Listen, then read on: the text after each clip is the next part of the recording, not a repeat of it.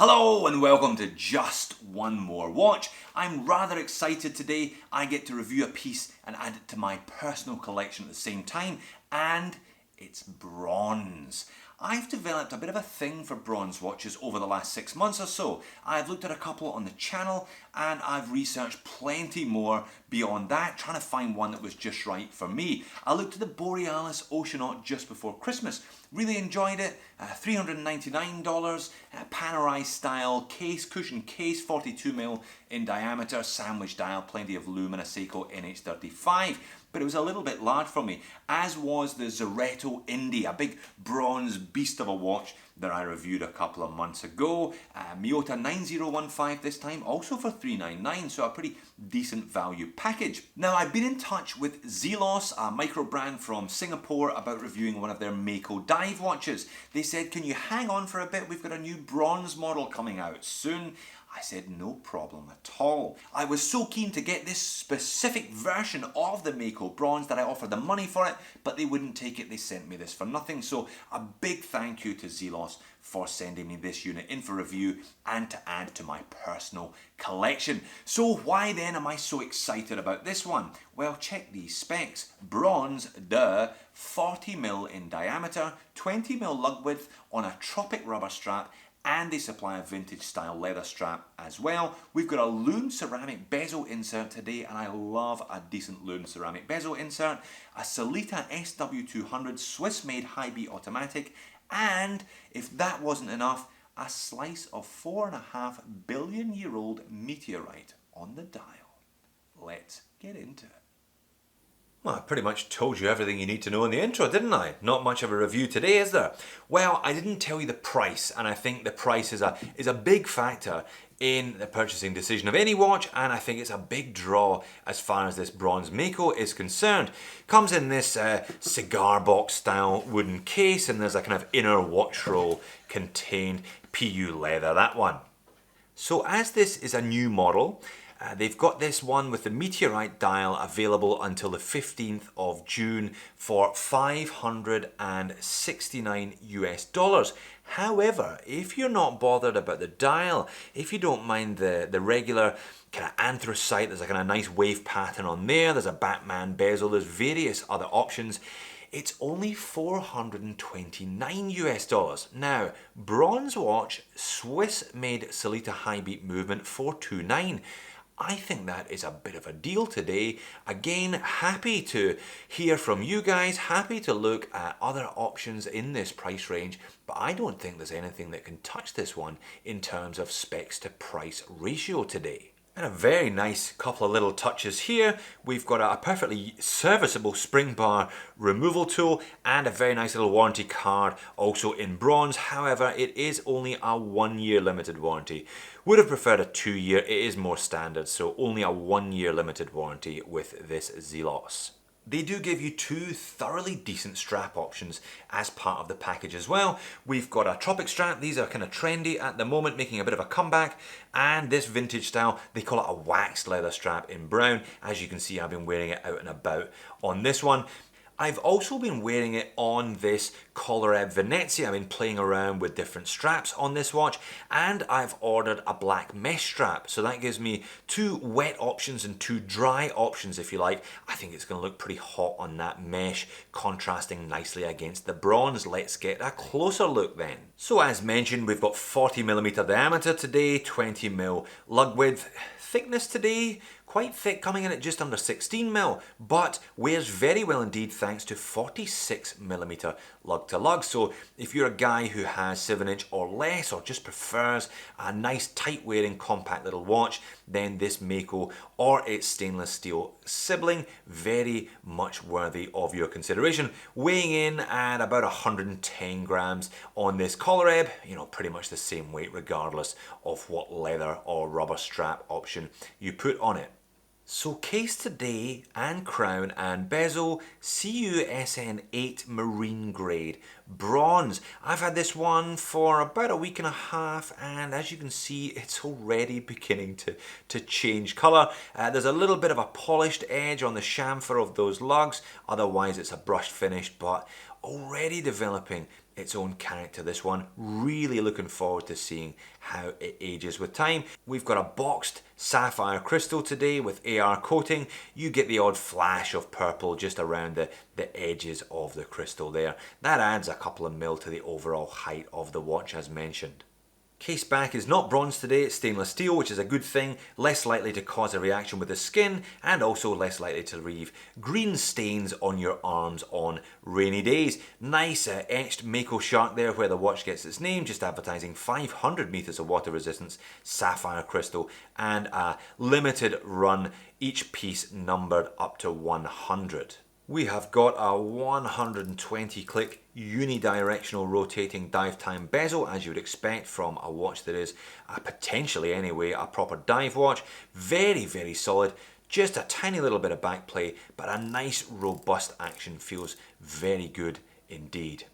But the dial is really where this one has got it all going on, and doesn't it just? We've got the applied Zelos logo there underneath the 12. We've got applied hour markers all the way around, nice kind of circular ones, plenty of lume on those. I'll show you a little later on. And we've got those slightly unusual extra indices at the 12, the 3 and the 9.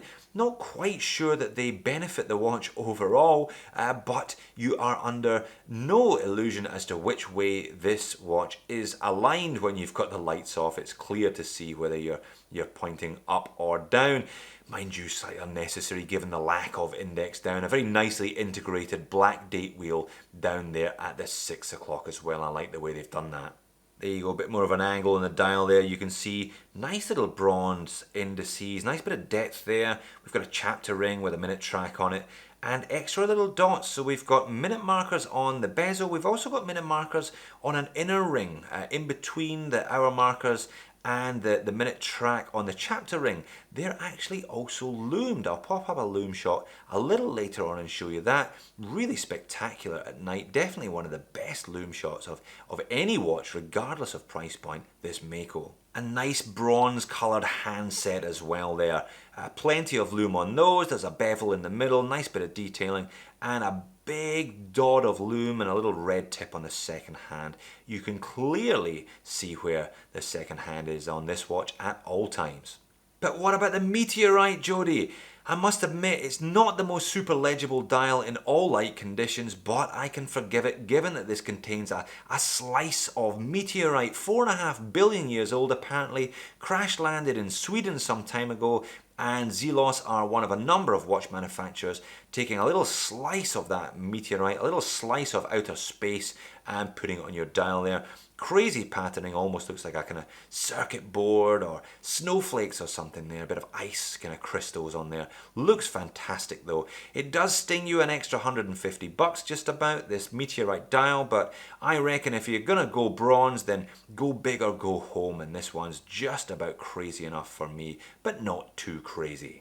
I'll pop up the loom shot then, and the loom is fantastic. Mixture of C3 and BG9W loom, so you get a kind of two-tone, perhaps not quite as noticeable in this photo as it is in reality. You can clearly see that the second hand there, the loom pip on the end of the second hand, is a different shade from the rest of it. And loomed crown, another little bonus detail from this Zelos. Haven't seen one of those before. This is my first encounter with it. I think it's going to become more and more common with micro brands. So again, a nice little touch, just adds to the wow factor. This watch certainly does not lack wow factor, does it? And they've chosen a pretty solid movement, all things considered as well. The Sellita SW200 in this one, as you can see there, a bit of wrist time, bit of winder time. In the winder it was coming in at 10 and the wrist a little more than that, so average of about 11, 12. Pretty much par for the course with these things. I think this is the fourth SW200 I've looked at and they've all been similar. Basically a clone of the ETA 2824 with an extra joule, so 26 joules. That gives it a 38-hour power reserve. 4K frequency, 28,800 vibrations per hour, and a stated accuracy of -20 to +20. So you get that lovely smooth sweep of the second hand there, and you get a proper Swiss made movement in your watch. Do bear in mind though that it will sting you a little bit extra come service time, certainly more expensive than getting the equivalent model Seiko serviced. And there is the watch sitting on top of my 7-inch wrist. 40mm, pretty much the optimum size for me. It's my preferred watch size. Generally speaking, 20mm lug width, the same. I think it looks pretty good, especially given those nice, short, compact 46mm lug-to-lug dimensions as well. Worth noting that Zelos supply one marine grey bronze buckle. This one has also started to patina. You're going to have to move that around from strap to strap if you're going to do strap switches, but very nice, and it's a kind of low profile one. Wears very well indeed. The whole watch wears very well indeed. And there's the supplied vintage style wax leather strap. Really nice high quality strap, smells great. You can tell they've used a piece of decent leather. I think I'd have preferred black though. I think just to give that colour contrast, to coordinate with the dial and bezel, to give it a bit of extra pop. Perhaps this one would look better with a bronze bezel rather than the lume ceramic bezel. Bronze bezels are no cost option. You can pick between the two, both of which feature plenty of lume. I suspect most people will keep it on this tropic rubber strap though, and so they should. It's a good one, colour contrasts very nicely, and it allows you to get the watch wet, which will encourage that delicious patina. There are various videos on YouTube about accelerating the patina on this one. Time Teller puts his Zelos in a bag with a couple of eggs. I don't think I'll be doing that. I think I will be taking a longer term strategy with this one, trying to get it wet in the pool, in the sea, and watching it change over time. Looking forward to that. Moans and niggles then. Well, I've already mentioned the 1-year warranty. 2-year would have been nicer, and those extra indices at the 12, 3 and 9 are a little unusual. I'm not sure that the dial really gains from them. There is extra lume, and I guess there's a little bit more.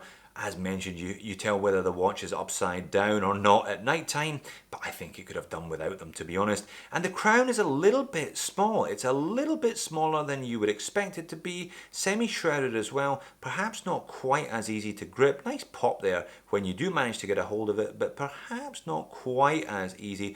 Maybe it's a mil or 2 mil smaller than it would have been optimum for the size of the watch. And the supplied spring bars are a little bit diddy. That's the supplied one on the right. There's a heavy duty one that I've replaced it with on the left, and even then it doesn't quite fit the leather strap. It could do with one of those fat Seiko style ones. As I said, this watch is a keeper for me. I'm going to play around, and as I've said on more than one occasion, if you're going to keep a watch, replace the spring bars with the best ones you can find as soon as possible. These heavy duty ones are about $1 each and made a big difference to the security and the feeling of the watch on the wrist. So the Zelos Bronze Mako then, I think a cracking piece for the cash, especially at this introductory offer. Don't just take my word for it though. There's a few other YouTubers have got these ones. I think Watch Addiction was sent one recently as well without the Meteorite dial. Check out their reviews if you're keen. Definitely get in before the 15th of June. I think the price for this model goes up closer to $1,000, so big jump, big difference then from a $569 watch to something closer to $1,000. But I think at the current price, set of specs, given the overall dimensions, the feel of quality, it's a really nice piece for the cash. So there you have it. I found a bronze watch that's Goldilocks porridge, just right for me. Definitely keeping this one. Can't wait to watch it develop its own patina, see how that bronze colour changes with time. Can't wait to get it in the sea on holiday in a month or two's time. Not without the occasional idiosyncrasy, that one. Those little indexes at 12, 3 and 9 are somewhat unnecessary, and the crown is a little bit fiddly, but I can forgive it all of that. I think this is a cracking watch for the price. If you're interested, pick one up at that intro offer. Thanks for watching. See you in the next video.